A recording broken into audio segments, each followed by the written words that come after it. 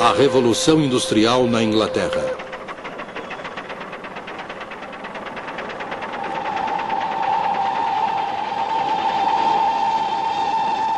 Um filme da Enciclopédia Britânica. Versão brasileira, Álamo.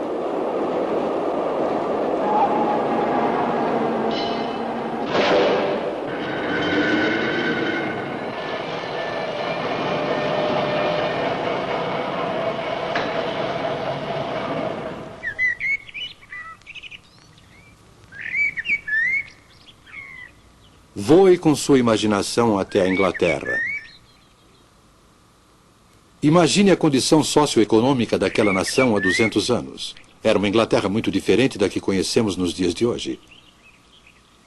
Uma Inglaterra de aldeias tranquilas, de fazendas e pequenas propriedades rurais, de extensos pastos abertos e grandes florestas.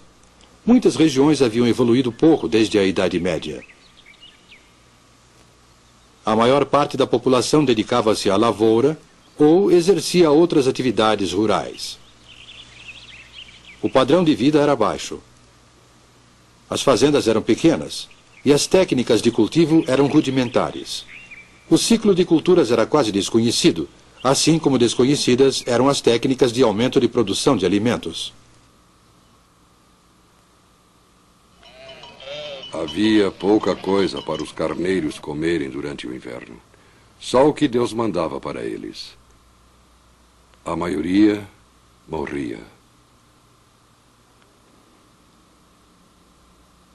Agora vamos verificar as condições da manufatura, especificamente na área têxtil. Naquela época, a manufatura de lã era o grande alicerce da prosperidade inglesa. Em todas as casas, encontrava-se uma roda de fiar, e em todas as aldeias, um tear manual. Esse método de manufatura foi denominado sistema doméstico.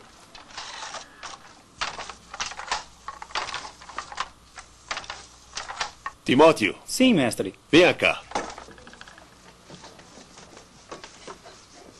Continue esse trabalho, você consegue. Na sociedade inglesa, os mestres tecelões habitavam nas aldeias ou no campo, com todo conforto, e levavam adiante os negócios com capital próprio. O mestre também executava o trabalho manual, e quase todo o processo de beneficiamento de lã era realizado em sua própria casa. Além do seu tear, o mestre tecelão era proprietário de uma fazenda de 1 a 6 hectares, com alimento para os porcos, aves e algumas vezes para uma vaca. Possuía um barril de cerveja de fermentação caseira, uma roupa de trabalho e outra para os domingos. Tanto os aprendizes quanto os artesãos dormiam e comiam na casa do mestre tecelão.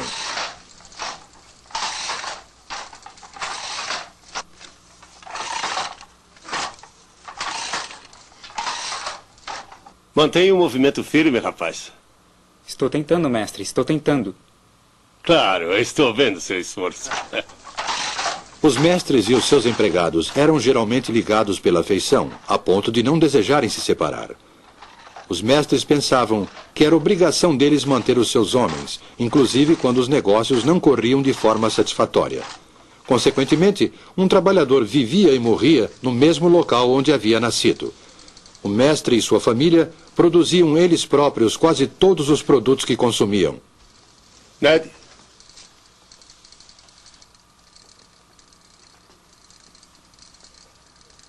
O que você acha? Ele parece um campeão, não é? Eu vou fazer um casaco bem bonito. Você é um menino de sorte. Agora pode ir. Ei, Ned! Valha-me Deus! Eles cultivavam na fazenda os cereais que os alimentavam, manufaturavam o tecido de lã com que se vestiam e satisfaziam as demais necessidades com o produto da venda do tecido por eles manufaturado.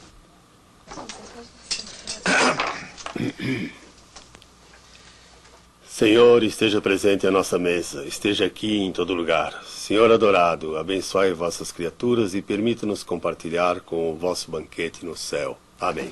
Amém. O mestre tecelão costumava sentar-se à cabeceira da mesa de carvalho.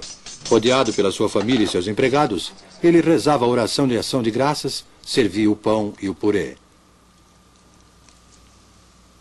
Às vezes tomava uma caneca de cerveja, sem servir aos seus homens. Mas essa era uma das poucas diferenças entre o modo de viver do mestre e o dos empregados.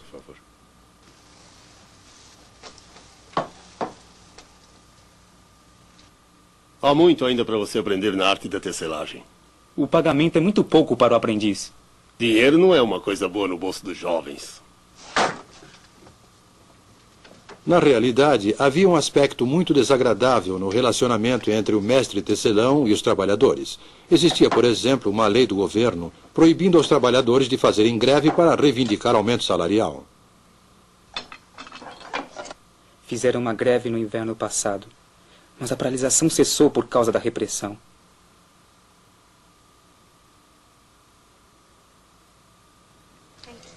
O trabalhador dificilmente se arriscava a fazer greve e não podia procurar trabalho em outro lugar. Recebia uma remuneração irrisória pelo seu serviço. Ele ocupava, na verdade, uma posição intermediária entre escravo e homem livre, ou mais precisamente, entre servo e cidadão. Tais eram as condições na indústria têxtil inglesa há 200 anos, apresentadas neste filme de forma concisa. Essas condições variavam conforme o lugar e a época. A Inglaterra não era absolutamente o paraíso terrestre, mas a vida seguia o seu curso tranquilo, geração após geração. E nos 100 anos seguintes, a nação se transformou e o estilo de vida do povo inglês sofreu uma transformação radical. Aldeias tornaram-se vilas, vilas tornaram-se cidades, e a manufatura foi transferida das tranquilas propriedades rurais para as fábricas.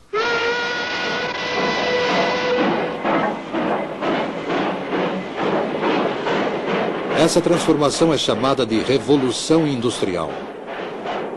Podemos dizer, sem correr o risco de simplificar demais, que 3 tipos de máquinas destruíram o velho mundo e construíram o novo. A primeira foi a máquina de fiação. A segunda, o tear mecânico. E a terceira, o motor a vapor.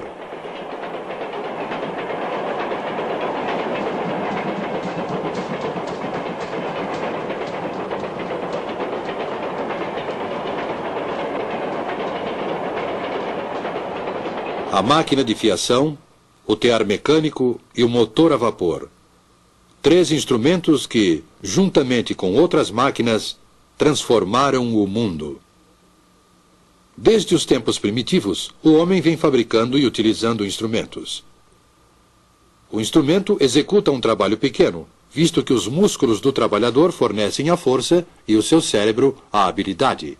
Séculos e séculos de fabricação e de utilização de máquinas.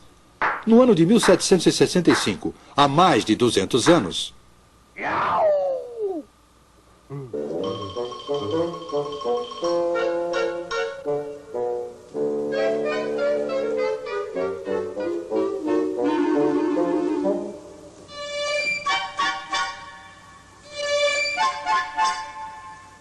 Jenny! Jenny! Eu consegui! James Hargreaves aperfeiçoou a máquina de fiação manual, batizando-a com o nome de sua esposa, Jenny. É a Spinning Jenny, a máquina primitiva de fiar difusos múltiplos. Essa máquina iniciou a revolução na manufatura da lã. A fiação era até então um processo lento, pois só se podia fiar um fio de cada vez. James Hargreaves colocou 8 fusos numa armadura e movia todos eles com uma manivela. Dessa forma, fiava 8 fios simultaneamente. A engenhosidade de Hargreaves lhe angariou o desagrado dos seus companheiros fiandeiros, que temiam perder o trabalho por causa da máquina.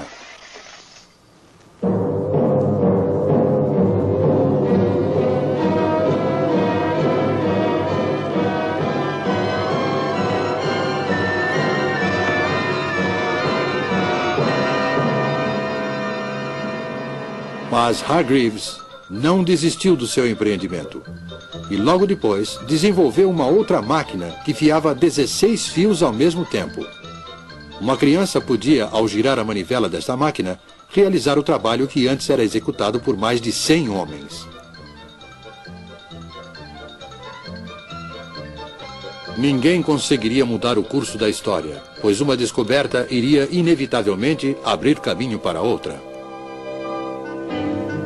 Em 1784, a população de Godby Marwood, uma pequena aldeia na região central do país, estava inquieta em virtude do que acontecia na casa do ministro da aldeia, o reverendo Edmund Cartwright.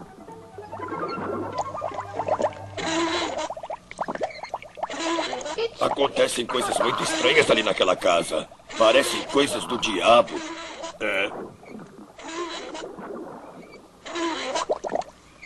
Segundo seus vizinhos, o reverendo não era um homem bom. Acreditavam que ele praticava bruxaria. Mas tais temores eram infundados. Cartwright havia simplesmente desenvolvido uma máquina, acelerando assim o processo de industrialização. A partir de então, a energia não era mais produzida pelos músculos dos trabalhadores, como ocorria com a máquina de fiação. A fonte da energia seria a água. A força da água corrente foi utilizada para movimentar uma máquina de tecer. Estava criado o tear mecânico. O trabalho manual na indústria têxtil foi abandonado, como foi também o velho sistema doméstico de manufatura. O tear mecânico, além de ter um preço elevado para o tecelão comum, era muito grande para ser colocado em casa. Mas, se pudesse comprar 12 teares e instalá-los num prédio, foi dessa forma que o tear mecânico acelerou o crescimento da indústria e do sistema industrial. A partir dessa época, em lugar de trabalhar em sua própria casa, o tecelão passou a morar em um lugar e a trabalhar em outro. Embora isso seja comum hoje em dia, naquela época houve uma implacável oposição à tirania da sirene da fábrica.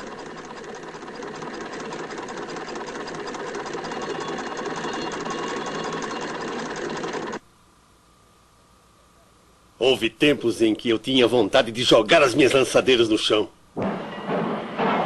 Mas a máquina que daria o maior impulso à Revolução Industrial ainda estava por vir.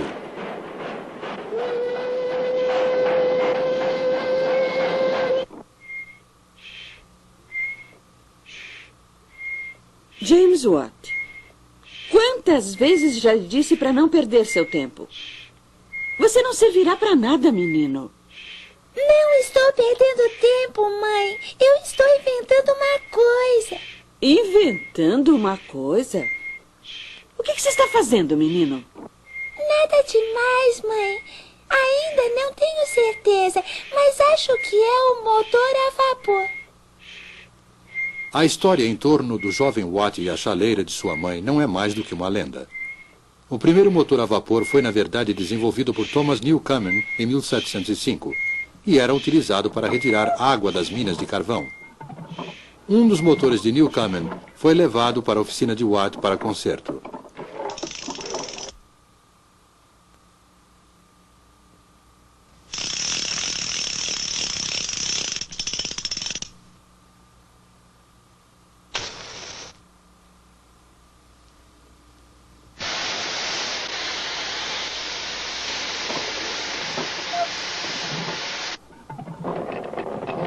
James Watt empenhou-se nesse trabalho e, por volta de 1781, aperfeiçoou o motor, convertendo-o em grande fonte de força.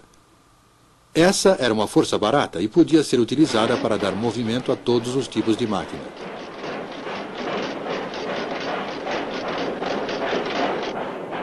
Com o motor a vapor de Watt e com o aperfeiçoamento dos métodos de beneficiamento do ferro e do aço, a Revolução Industrial era um fato consumado.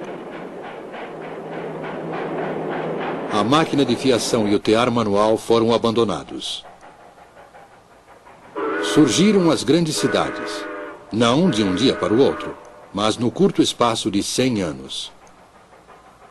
No lugar do mestre tecelão, semi-industrial e semi-fazendeiro, apareceu o capitalista, proprietário de muitos teares e empregador de centenas de trabalhadores. Com a Revolução Industrial, a Inglaterra transformou-se na fábrica do mundo no século XIX. Era um período que exigia criatividade e desembaraço. Juntos, empresários e engenheiros criaram uma era na qual a Grã-Bretanha ocupou a supremacia do comércio mundial.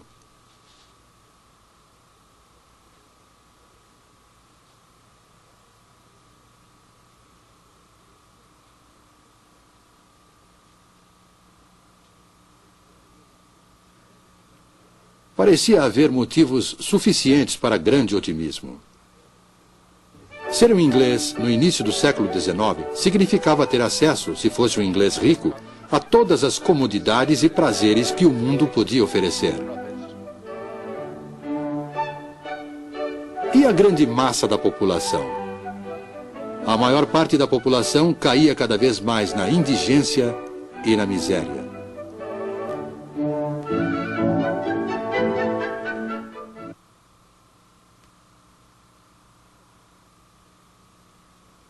A qualquer hora do dia podia-se ver as mulheres utilizando, para as necessidades domésticas, a água de uma vala imunda e fétida, cujas margens eram cobertas com uma mistura de lama e lixo.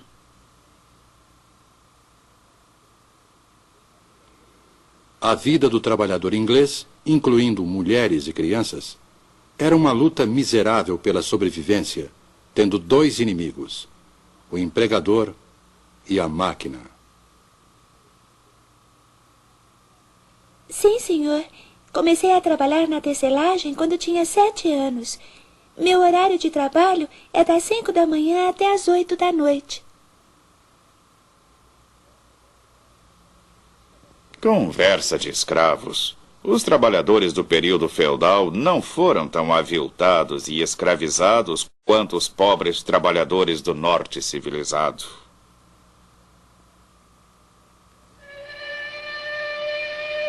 Os homens eram empregados nas minas de carvão para o serviço de escavação. Seus instrumentos de trabalho eram as picaretas e as pás. As mulheres e também as crianças eram encarregadas de arrastar a carga do carvão bruto de uma extremidade à outra através dos túneis subterrâneos.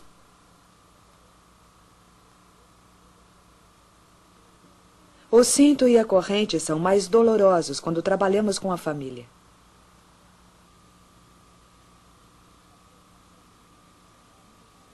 É comum as mulheres largarem a carga e caírem da escada.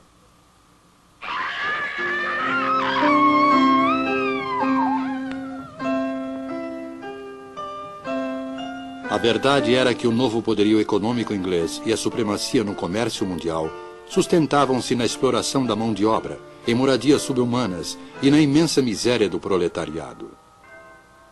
Era esta a civilização prometida pela máquina?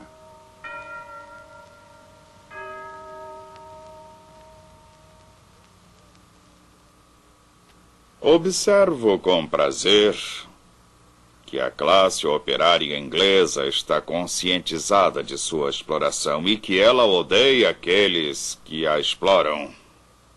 Há uma diferença no comportamento dos trabalhadores. Alguns deles mal nos cumprimentam. Todos os projetos de reforma não poderão evitar os males terríveis que vejo se acumulando há muito tempo. Meus empregados pobres? Não os contratei de acordo com as normas do mercado? Não lhes pago, inclusive, até os centavos de seus salários? Segundo o Dr. Arnold, o problema social era dramático e a Inglaterra seria fatalmente tragada por uma revolução civil sangrenta.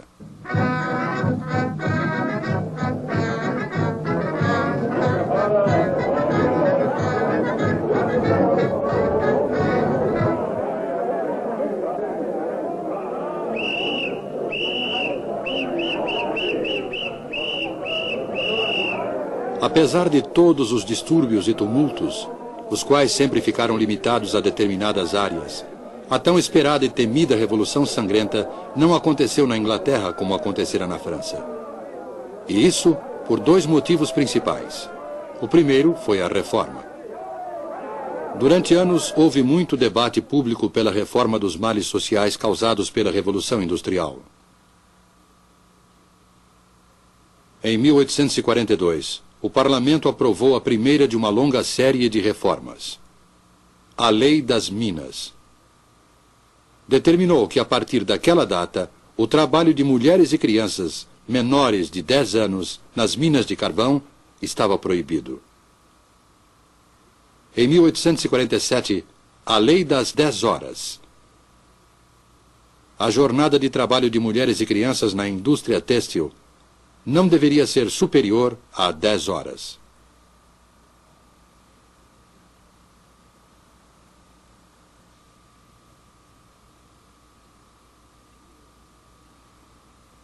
E em 1875, os sindicatos, que até aquela data tinham seus poderes de negociação limitados por lei, ganharam proteção legal.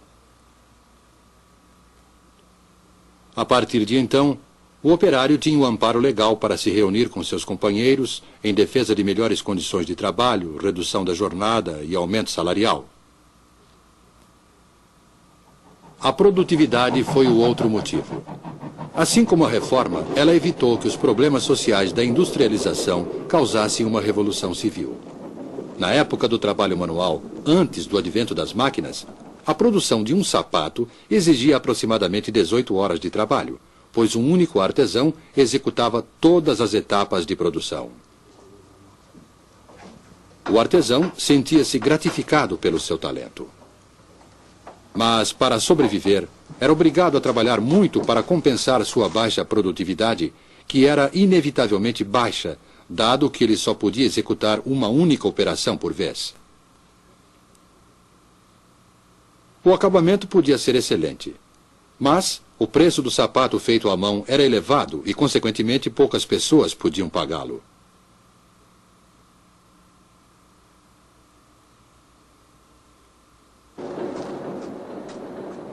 Com o advento da máquina, a produtividade dos trabalhadores cresceu espantosamente. Implementou-se a divisão do trabalho. Do beneficiamento do couro até o produto acabado, cada operário executava somente uma operação, repetindo-a várias vezes. Desde que o couro estivesse beneficiado, um sapato podia ser produzido em menos de 20 minutos, ao invés de 18 horas exigidas pelo método artesanal.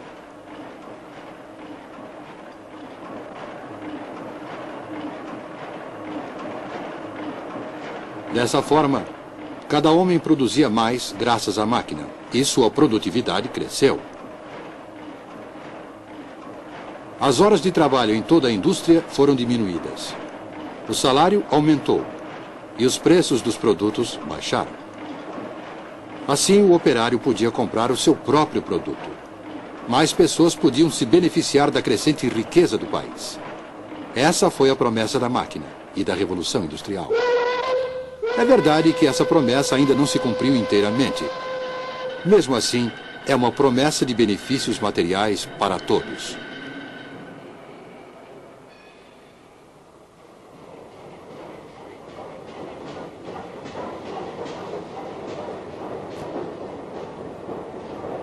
O século XIX, o século da Revolução Industrial, foi uma época de grandes realizações para a Inglaterra.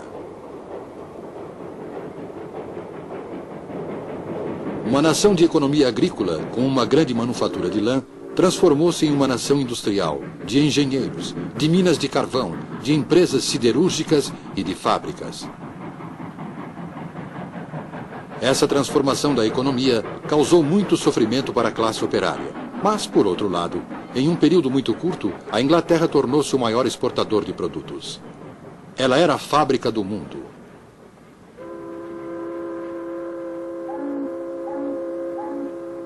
Além de exportar locomotivas, motores a vapor, têxteis e outros produtos acabados, talvez o que mais a Inglaterra exportou foi a industrialização. Dessa ilha separada da Europa pelo oceano, a Revolução Industrial se espalhou, levando para o mundo os grandes problemas, assim como os benefícios materiais da moderna civilização industrial.